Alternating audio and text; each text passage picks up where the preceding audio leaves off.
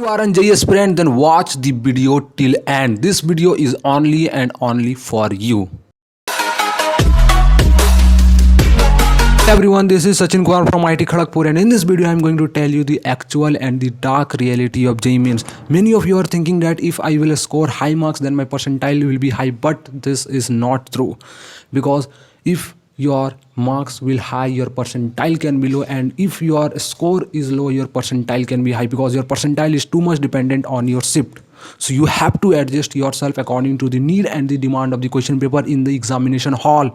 And to adjust yourself according to the need and the demand of the question paper, you have to practice at your home by giving mock test or at your coaching.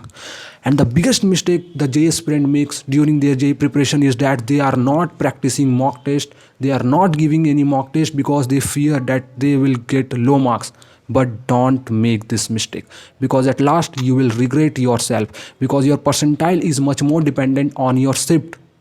Again, I am repeating, your percentile is much more dependent on your shift. When you are getting high marks, your percentile can be low. So what you have to do, you have to adjust according to the need of the question paper, because if the question paper is easy, it will easy for everyone, and if the question paper is hard, it will hard for everyone.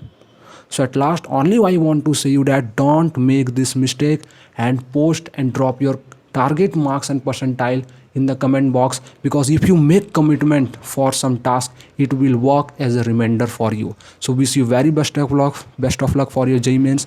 Paper फोड़ के आना है. What to do? I don't give a damn if you say you disapprove. I'm gonna make my move, I'm gonna make it soon, and I'll do it 'cause it's what I wanna fucking do. 'Cause all these opinions and all these positions, they come in millions, they blocking your vision, but no, you can't.